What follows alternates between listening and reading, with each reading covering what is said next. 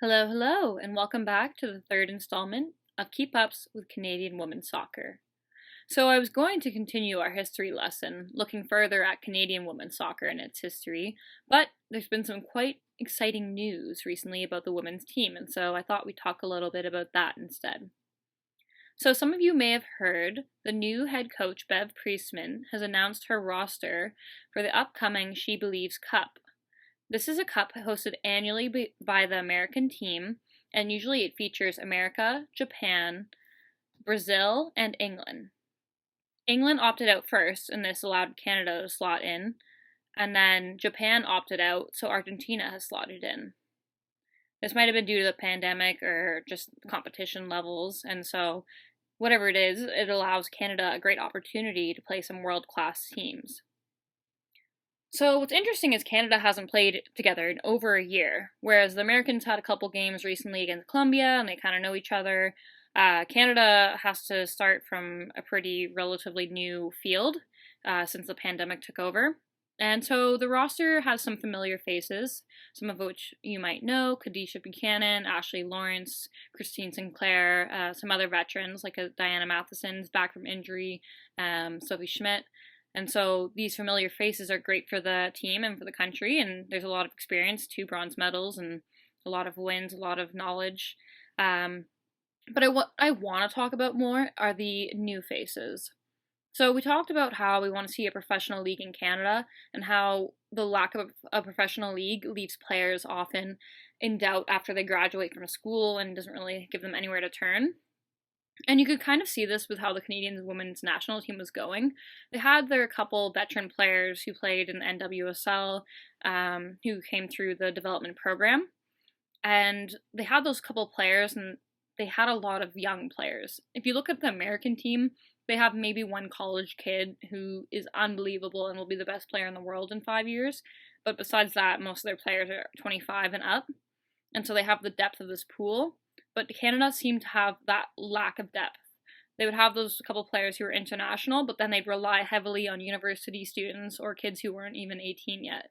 And while that might be promising for someone like Jessie Fleming, who has potential to be one of the best, it often leaves younger players who aren't as strong or as fast yet and need some time to grow. So if you look at the roster, what's really interesting is they have 5 new players who are yet to make their first international appearance. And so a lot of these players play professionally elsewhere in the world, and typically the players get selected through the development program, and once you get kicked out of that, it's really hard to get back in. But Bev Priestman looked outside of her pool, and she looked at players such as Bianca St. George, who's doing well in the NWSL, Evelyn Viens, who's lighting it up in France, Jordan Listro, who's made her way back from a couple years of being in between university and professional soccer, and now she's at Florida. Riley Foster, someone who I used to play with, she's playing in Liverpool, and then Samantha Chang is at the University of South Carolina. And so it's really awesome to see that these players excelled professionally, and now they're getting the chance to perform nationally. Whereas oftentimes players, once you lost out on your spot in the pool, it was so hard to make it out. And that's the thing. If we had this Canadian Professional League, perhaps it would allow more players who lost their chance because they had a bad year or something. They would allow them to grow again and get their confidence, get their level of experience up, and then create more depth in the pool. Just like in the Americans, they have so many players that play in America, and they create this depth and maturity. And whereas Canadians, these ones are either in America, France, like they're all over the world, but it's hard to keep tabs on them when they're not in our own country. So I think it's amazing that Bev Priestman has looked outside and she's found these players who have so much potential and who were kind of looked aside at a couple years ago. So I'm excited to see how they do.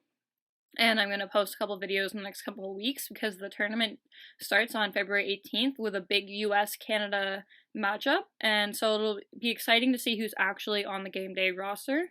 But I thought it was super interesting, and you guys should know that there's potential now for players who don't follow the proper path for them to go professionally and then get back and get a chance.